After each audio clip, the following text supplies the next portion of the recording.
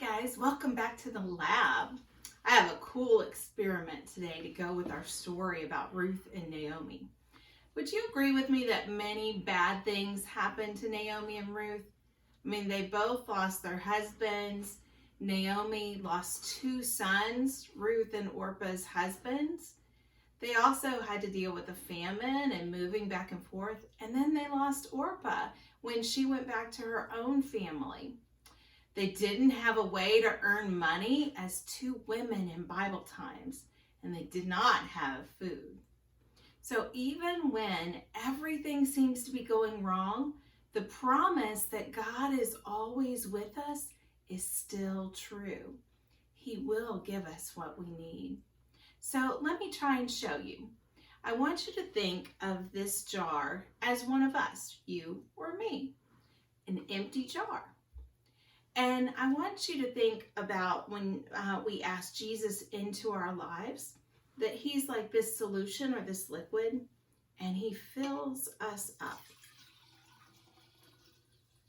And I'm not even going to fill it all the way, but I'll show you. All right, so we're the jar, and Jesus is the solution that's filled us.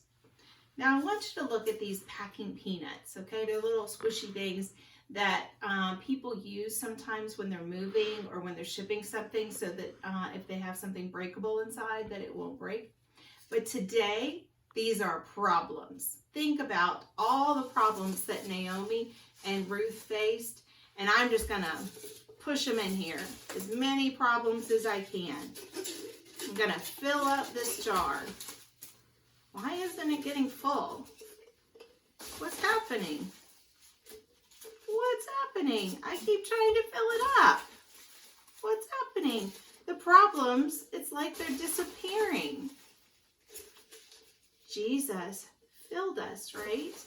And with Jesus on our side, these problems seem like they're disappearing. Some things are still really hard. Remember, we learned last week, Jesus does not promise when we ask him into our lives that everything is going to be easy. And it wasn't easy for Ruth and Naomi either. But that other promise helps us see that there is always a reason or a purpose for what we're going through. We just have to ask God to show it to us. Maybe we're supposed to learn something. Maybe we have to go through something so we can help someone else.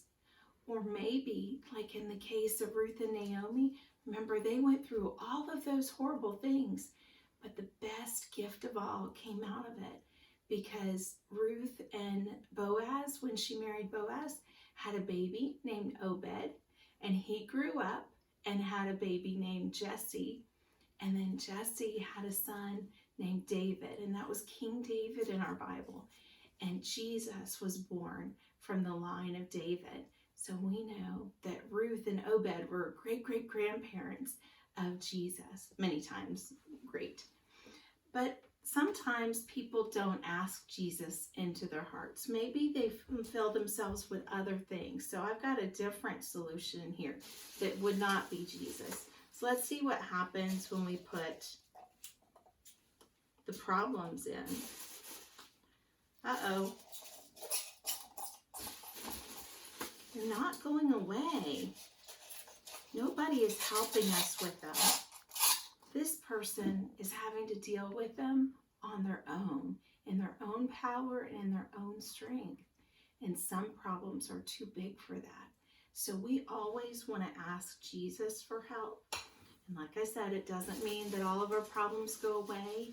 It means that we have his strength to get through them, and it looks like they disappear because we have his power and his love with us. Isn't that cool?